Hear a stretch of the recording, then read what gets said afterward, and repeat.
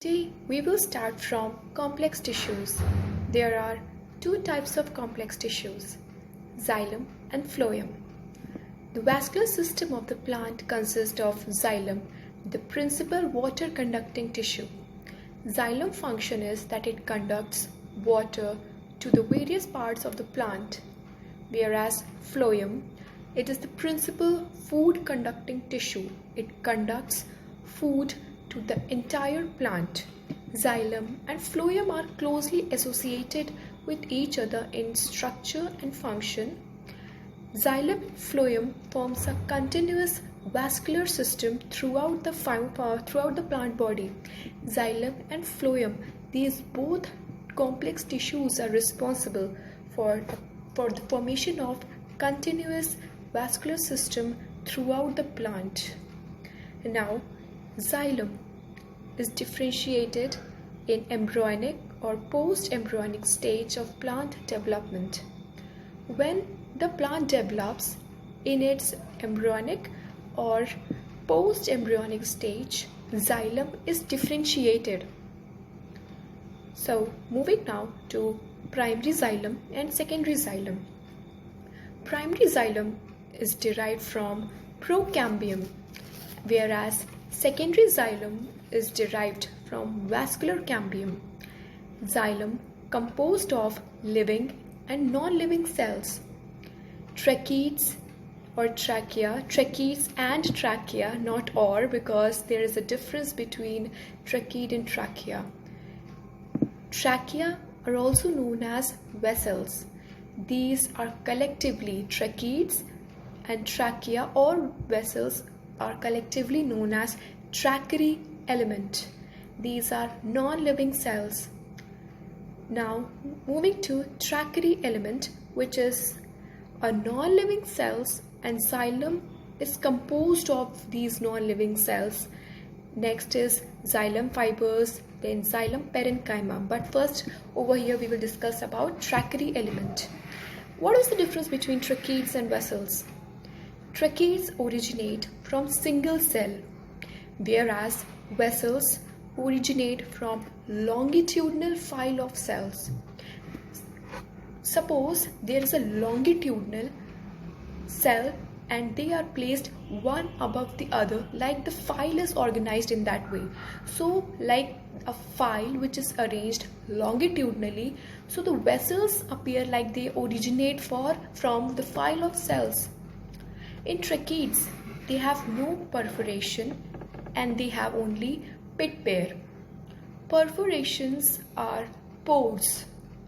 So in tracheids, pores are not present, whereas in vessels, they have perforation or pores on their end wall as well as the lateral wall also. The pores are present on the lateral wall also.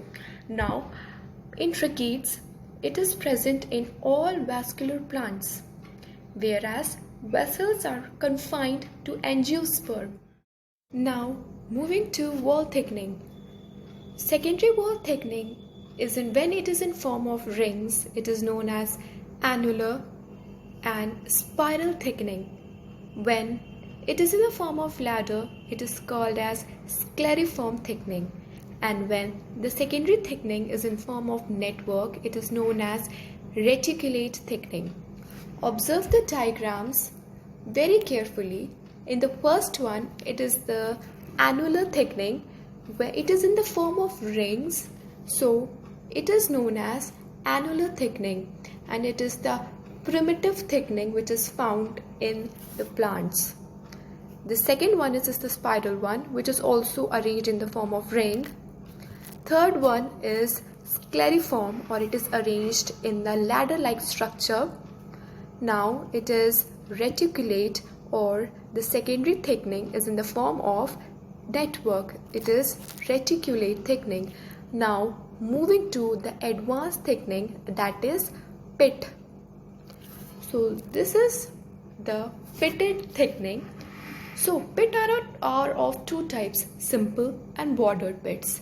Simple pits have only primary wall without secondary thickening. Bordered pits are complicated because secondary wall partially outgrows Pit forms a dome-shaped structure with tiny perforations in the middle. Now, moving next to vessels. So, before beginning to vessels, we will understand the few terms related to it. First of all, vessels are perforation present on end walls, but sometimes they are present on lateral walls also. Perforation plate, region where perforation occurs. Perforation is pores, where the pore formation occurs, like perforation occurs where the pore formation occurs. Perforation rim, area surrounding the perforation plate. Area surrounding the perforation plate is known as perforation rim. Simple perforation plate and multiple perforation plates. Simple perforation plate means when perforation plate contains one large pore. See the first diagram that it is containing a single one large pore on the top or at the end. Now moving to multiple perforation plate. So first one is scleriform. Pores elongated and are arranged parallelly, arranged in ladder-like manner. So this one is scleriform. As you can see that the pores are arranged they give a ladder-like appearance and they are arranged parallelly at the ends. You can observe it.